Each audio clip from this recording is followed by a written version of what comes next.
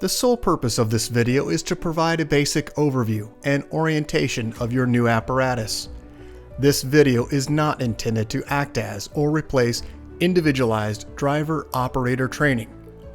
Individual fire departments may base guidelines, policies, and procedures tailored for best practices.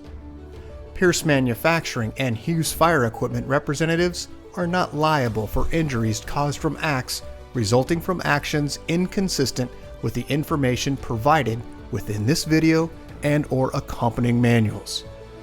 Refer to the Operation and Maintenance Manual for complete details relating to the components and features of this apparatus. Only trained personnel should operate this vehicle or perform maintenance. You are responsible for learning how to operate this fire apparatus under all conditions without having to refer to the manual while operating at an emergency incident. This video will discuss types of warnings and caution labels.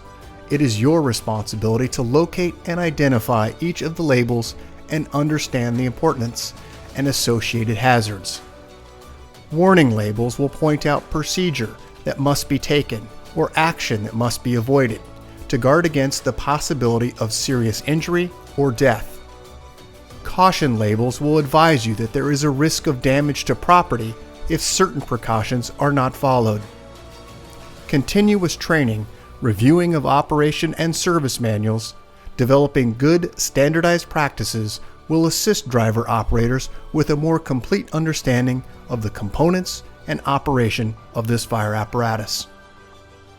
As the driver operator of this vehicle, you are responsible for understanding the function of each component of the apparatus, maintaining control of the fire apparatus at all times while in operation, make operational and functional changes while operating at an emergency without having to read operator's instructions or safety warning labels, operate manual override and emergency shutdown procedures immediately if a component fails to operate properly.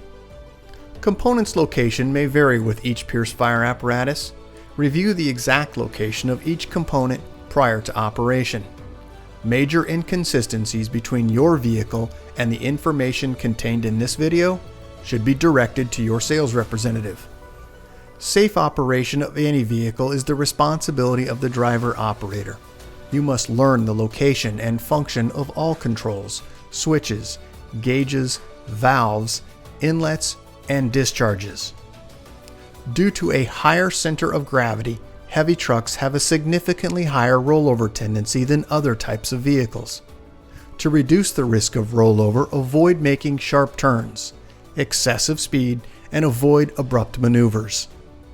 In the event of a rollover crash, an unbelted person is significantly more likely to become injured or die than a person wearing a seatbelt. In the event of a crash, unbuckled occupants can also become a hazard to other occupants, as they may be thrown around inside the cab. Seatbelts are required while in operation. Please refer to your warranty certificates for details and information enclosed in your manuals. Customer-installed equipment must be mounted to withstand road travel and comply with NFPA 1901.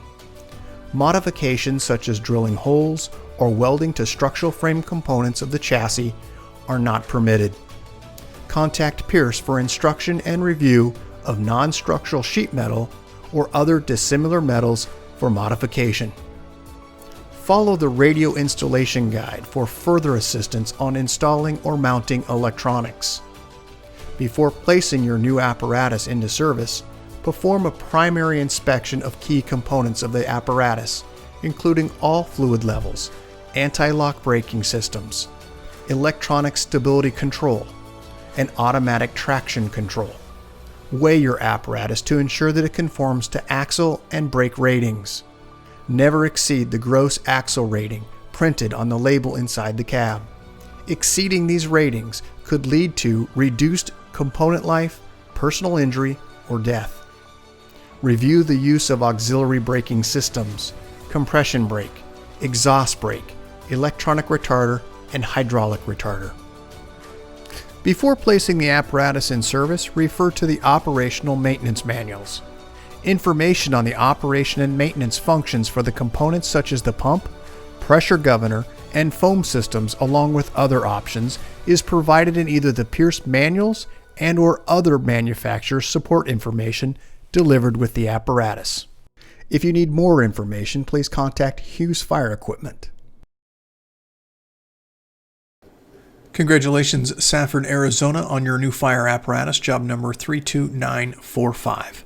Please utilize this 5-digit job number when referencing your apparatus with Hughes Fire Equipment and Pierce Manufacturing. We'll get started on a brief orientation of your new apparatus. Let's start at the front bumper area.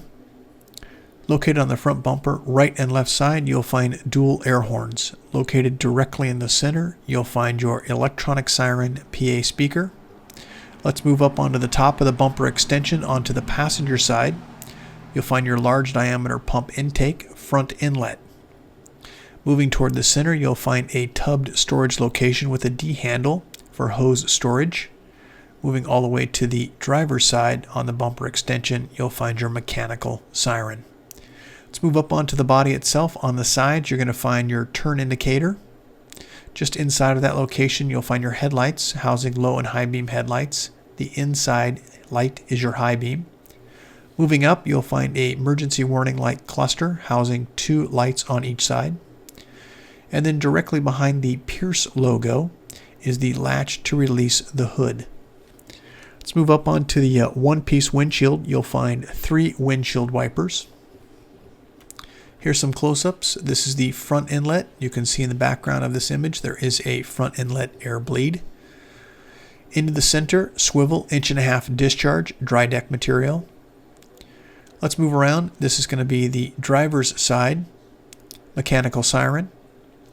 And then as we look up to the headlight structure and emergency warning lights. This is the release mechanism. Reach right behind the Pierce logo. You'll find the latch.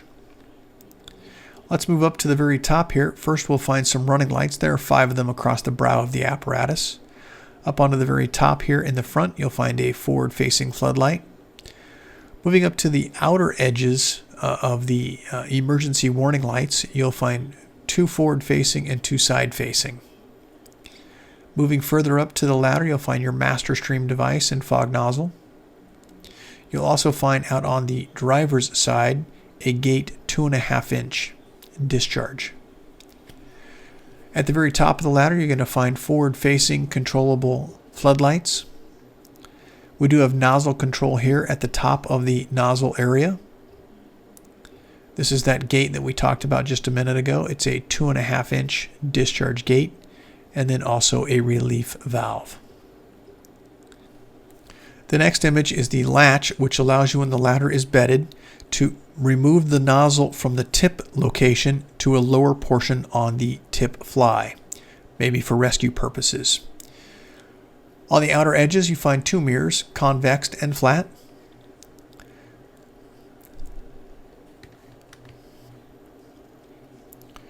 Let's now move to the side of the apparatus for your door lock. You do have a keyed door lock and also a manual pull. There is also grab handles at all points of entry for personnel. On the driver's side, you'll also find a side-facing camera. Let's take a look now at the bumper extension area. First, in the very front bumper extension, you'll find a side-facing emergency warning light. As we move to the auto eject, this is yellow. It is the air inlet, and it is an auto eject. Just down from that in the red, you'll find the shoreline auto eject plug. This is for shoreline power. Moving up to the very rear section of the cab, you'll find a visual tank indicator. And as we move to the lower compartment, this is on the cab, you'll find a through compartment, adjustable shelving, and also LED lighting. Inside this compartment, you'll also find on the sidewall a shoreline outlet. When plugged into shoreline power, this will activate, providing a 20 amp circuit. Let's go ahead and identify a few labels here in the pump panel area. First, on the left side where the image is, you're going to find your Husky foam system. That's the specifications and instructions. Beneath that, you'll find the Pierce placard, minimum operation maintenance schedule. Moving back to the polished stainless, you'll find this warning label regarding entanglement. Moving further down, you'll find a pressure hazard indicating that pressurized caps while under pressure, and removing them is dangerous. You do have a danger label here regarding electrocution because of this being an aerial device. You also have information here regarding fall injury that you should not ride on the vehicle while it's in motion, and also egress. There is also a warning label here regarding only trained personnel should operate this equipment, as is there a warning label here regarding contamination or foam failure. Let's move up to the very top. You have two gauges here. Pump intake, this is a master gauge, and then to the right, pump discharge. Moving down between those two, you'll find your vacuum and pressure test gauge ports. They are currently plugged. Let's move to the right, the pump engaged. This is a green indicator. If you've exited the cab with the pump properly engaged, that green indicator will be illuminating. You also have an audible speaker here. The outer bezel does allow you to dampen that sound. The red module is your foam level and Husky foam system. As we look to the Husky foam system, you have a green system on-off button, a percentage for your digital readout, increase or decrease in gray. You have a primer button in the yellow, and then there's operating instructions at the very top with a status for the system that is indicating either green, red, or yellow. This is your Pierce throttle pressure governor. If illuminated, it would be amber, is the check engine light. As we move across this, we'll find the tachometer digital readout. If illuminated in red, it would be a stop engine light. Down next to the orange menu button, this allows you to scroll through the various menu functions. Diagnostic engine information, a red silence button for the audible alarm, either pressure or throttle mode, digital readout, a green indicating your throttle is ready, and then the red preset button. Beneath that, you'll find your throttle and then also a push for idle. Just to the right, you'll find panel lights, driver side scene lights, passenger side scene lights, rear scene lights, and the red switch is going to be an air horn switch. When any of these have been selected, you will find they do have a green indicator when they've been selected and are on. Let's move down to the next section. This is your fire pump primer.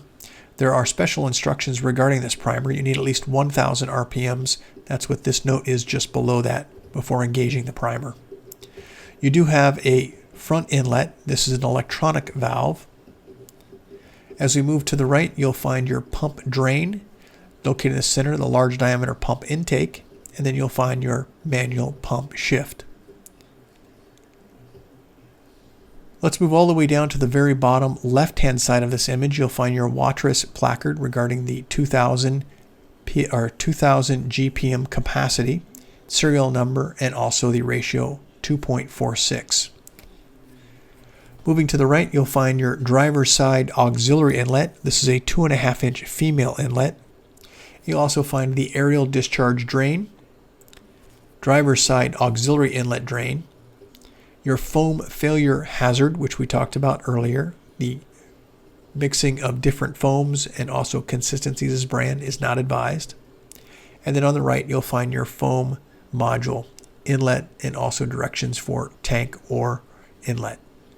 Inside the pan door here, you're going to find foam information instructions on the left-hand side of the door. The yellow handle matches the foam information on the handle. At the very top of this, you'll find the foam drain. That is a twist, not a pull. Let's take a look at the minimum operation maintenance schedule. This is for 150, 200, and 250 PSI. The left-hand side indicates the GPM, and the right-hand side indicates the RPMs at a governed speed of 2130. Job number listed in the upper left. Just underneath the pump panel, you're going to find manifold drain and also foam pump discharge drains and foam pump intake drains. You do have a pull out and flip out step. As we look to the left-hand side of the pump panel, you're going to find a long tool storage or backboard storage location. As we move to the very top in the dunnage area, we'll talk about this in just a few moments. Let's take a look at the side of the vehicle. Just over the outrigger is where you'll find your side-facing camera. Just a couple of quick images here of the ladder, including some of the logo information that you have. Let's go ahead and now start with the first compartment past the pump panel on the driver's side. On the left-hand side, this is your battery charger. When plugged into shore power, that will be activated. You do have a pull-out shelf here, the release mechanism in the lower right-hand corner, and then a 3-drawer toolbox. I'd also like to mention, because this is an aerial, there is a danger label here regarding electrocution hazard. Let's take a look back here in that top compartment at the battery charger. When plugged into shore power, this will activate, maintaining your batteries.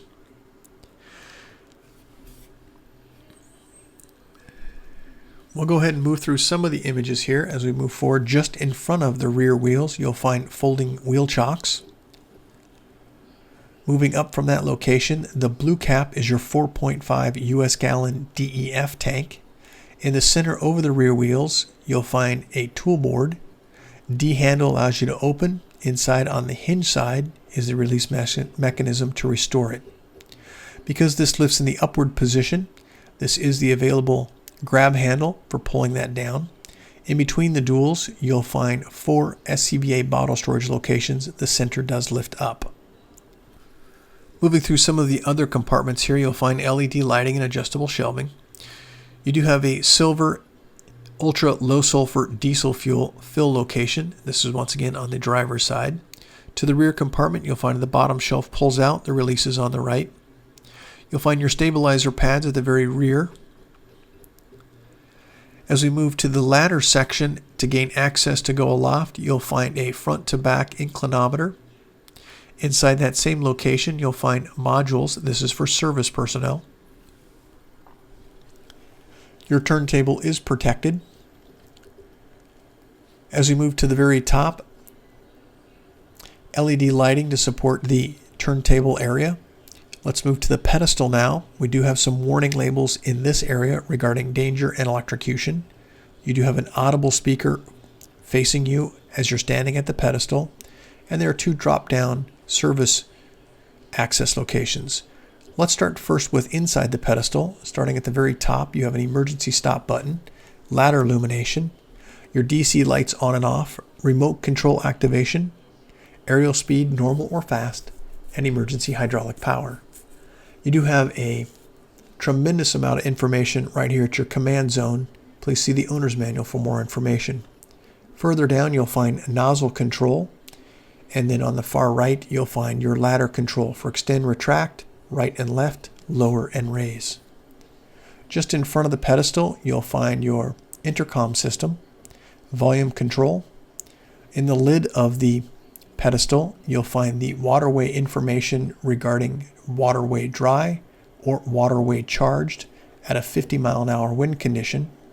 You also have monitor nozzle positions, and down at the very bottom, if you find an asterisk in any of this writing, there is information regarding that asterisk at the bottom of the page, especially regarding icy conditions.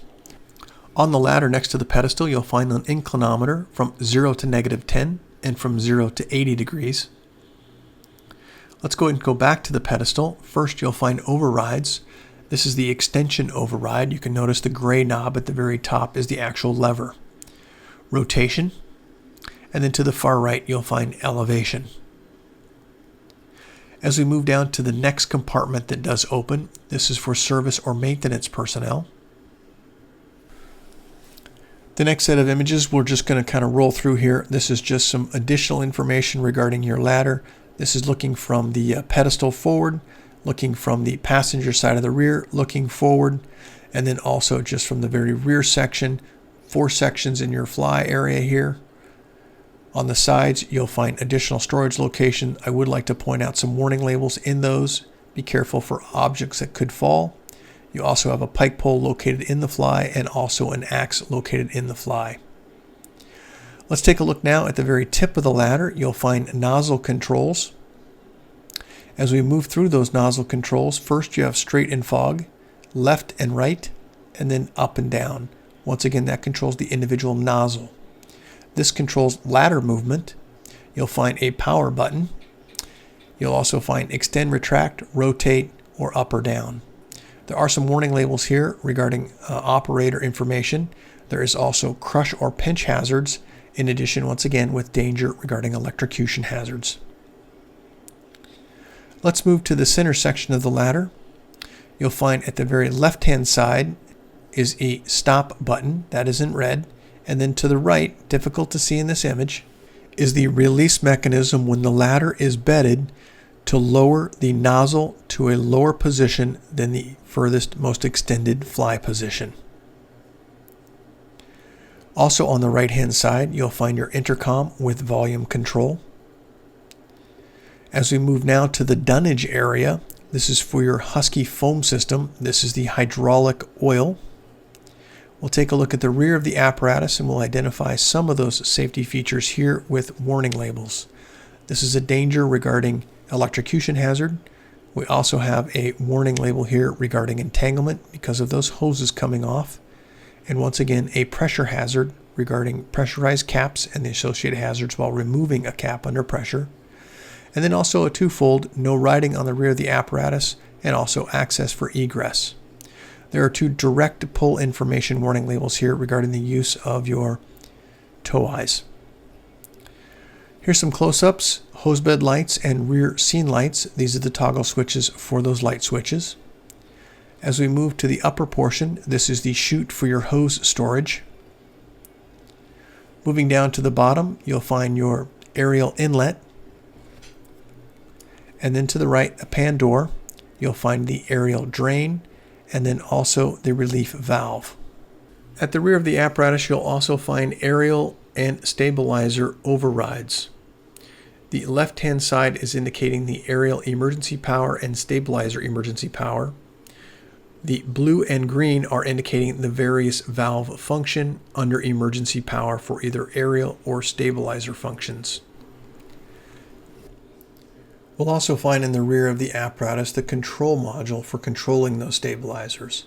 On the right in the panel door on the inside, you'll find a warning label regarding aerial stability hazard. Let's first start in the upper left-hand corner with an emergency stop and red indicator. You do have a protected switch, which is the override, stabilizer power, and diagnostic information. On the actual remote, you'll find a power indicator.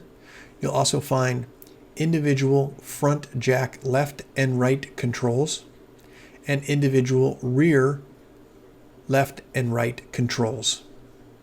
There are green indicators once you've successfully extended and applied the amount of pressure downward for stability. Moving down now to the outer edges, you're going to find on right and left side the backup, turn indicator, brake light, and an emergency light cluster housing. Moving up onto the passenger side, you'll find your hose chute. As we move around to the passenger side rear, you'll find a pull-out ladder for gaining access to the turntable. In the very rear compartment, you'll find adjustable shelving, LED lighting, and a pull-out shelf. As we move forward toward the front of the cab, rear of the wheels, you'll find SCBA bottle storage location. As we move in between the dual wheels, you'll find the same layout as the driver's side, 4 SCBA bottle storage locations, the fourth down in the very bottom section. As we continue to move through the compartments, this is just in front of the rear wheels, additional SCBA bottle storage location. I would like to point out this crush injury danger warning label regarding the possibility of crush because of those outrigger movements. And I would also like to point out extremely hot diesel exhaust temperatures and be cautious as to where you park. On the side of your outrigger at the very top, you'll find a side-facing camera. That's the location here just underneath the side-facing light. Let's move now to the front section mid of the apparatus where you'll find your pump information. There are 2 discharge ports on this side that are 2.5 inch. There is also a large diameter discharge port on this side. And because of those discharges, we do have this warning label here regarding pressurized hazard. Let's move down to the pan door located where the arrow is indicating. And then just in front of that, you'll find your large diameter pump intake, which does have a screen on it. Let's take a look inside those pan doors. First, this is the top pan door at the very top of the pump. And there are also 2 additional down lower. Just a quick close-up here of the discharges. This is the 2.5 in the large diameter. This is your relief valve inside the smaller pan door. As we move just in the front section, this is your passenger side auxiliary 2.5 inch female inlet. Underneath the running board, you'll find all your associated color-coded and labeled drains. Let's now go inside the cab. At all points of entry for personnel on the door panels, you'll find this set of warning labels. In the rear section, you'll also find these red grab handles for firefighter egress. You have 2 forward-facing seats and also 2 rear-facing seats. Looking overhead, you'll find push on and off white or red lights, in addition with your mounts for your headset intercom system. Your AC unit located directly in the center. You also have 12-volt termination blocks for future 12-volt access. Located in the center, you'll find your daily checks for oil and transmission. Let's go ahead and move in between the 2 front seats and the rear seats, where you'll find once again 12-volt access blocks and then your unit radio. Let's move to the front of the cab, where we'll find on the passenger side, once again, point of entry for personnel. So we have these warning labels located on the door panels. You also have a glove box located on this side, and then there are 3 foot pedals across the very bottom. We'll cover those next. This is the glove box. It is a keyed glove box. As we move down to the very bottom, you'll find 3 foot pedals, air horn, electronic siren, and mechanical siren. Let's go ahead and go just inside to the dash area. Just inside the dash, you'll find your vehicle data recording port. Overhead, you'll find push on and off white and red lights, in addition with your sun visors. As we move overhead of the officer position, you'll find the front scene, driver's side scene, passenger side scene, and rear scene. These are memory switches which can be programmed. Located also overhead of the officer's location is your fire comm system module. There is a red indicator indicating not to move your apparatus if this light is flashing. You have an open compartment or door ajar. And then just in front of that, you'll find the FireComm wireless headset system. Let's now move to the driver's location, where we'll find at all points of entry these warning labels located on the door panel. You'll also find information regarding seatbelt usage. And then we're also going to look at about the right ankle of the operator. We'll talk about that in a few moments. There are some warning labels here. When you plug into shore power, the battery voltage will activate, charging your batteries. On the left foot area, you'll find an air horn foot paddle. Just up from that, you'll find information here regarding your command zone, engine, ABS diagnostic ports, and also your display ports. You'll also find 4 switches: ABS diagnostic, engine diagnostic, regen inhibit, and DPF regen. That yellow placard I referred to earlier is the manufactured by Pierce for your city. It has the job number, which is the 5-digit number, gross vehicle weight ratings, cold tire inflation, VIN number, and all the fluid capacities for the components, fluid capacity, and fluid type. As we move to the right of the steering column, you'll find an indicator for your interaxle differential. As we move to the left of the steering column, you'll find at the very top, starting with the hazard or warning lights. These are for your 4-way flashers. Just beneath that, you'll find your start and ignition switch. Just inside of that, you'll find the EM switch, which stands for emergency master, running lights and headlights, and panel dimmer switch. On the left in the panel, you'll find your transmission, oil, DEF level, and water temp. On the right side, you'll find volts, front and rear air, fuel. Located in the center, you'll find your speedometer and tachometer. There is information for diagnostics above and below the speedometer. On the right-hand side of the column, you'll find your OK to engage the high idle. Let's take a look at the dash area for the operator. First, let's start with this yellow pull to apply your system parking brake, push to release. Located just to the right of that, you'll find your command zone. Tremendous amount of information. Please see your owner's manual. To the right, you'll find your Allison transmission pad. As we move further to the right, just a general view here of the layout. Let's cover some of the switches. Starting first, right next to your Allison transmission pad to the right is where you're going to find your aerial master.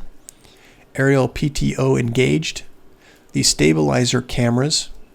Just beneath that, the load manager, and also your siren brake. There are also future switch locations if necessary. Let's move to the next set of switches down, where you'll find your engine brake on and off, the setting switch for that engine brake for high, medium, or low. You do have a front wheel lock, and then all the way to the right, the mirror heat. Just slightly to the right of the set of switches is where you're going to find your pump shift. There are instructions here that will help you go from road to pump. Once you're in the pump position, you'll need 2 green indicators before exiting the cab. Once you return to the cab, there are instructions here to go from pump to road. Just up from that location is where you'll find your mirror controls for flat and convex mirrors for right and left. Located in the center, you'll find climate control, heat and defrost, and also your AC. Over the operator's head, you'll find the height 11 feet 11.5 inches, the length 42 feet 5 inches, gross vehicle weight rating 75,000 pounds. If you make any changes to your vehicle, please update this placard. As we move to the right of that placard, we'll find several switches, first starting with the emergency master, roof light, front warning, and side warning. The next set down, you'll find lower and upper rear warning. Let's move slightly to the right. You'll find an additional set of memory switches, where you're going to find the front scene, driver's side scene, passenger side scene, and rear scene. When any of these switches have been engaged, the outer edge that is currently clear will indicate by illuminating green. Let's move further to the right, where you'll find your traffic advisor. This is the control module for the traffic advisor at the rear of the apparatus. You'll also find your siren control and PA speaker system. Just a quick look from the front section looking toward the back, the 2 fixed SCBA seats. Overhead in the cab. Rear section, rear facing seats with SCBA brackets. And then once again, forward facing seats. Congratulations, Safford, Arizona, on your new fire apparatus, job number 32945. If you have any questions regarding your apparatus, please contact your Hughes Fire sales representative. Thank you and congratulations.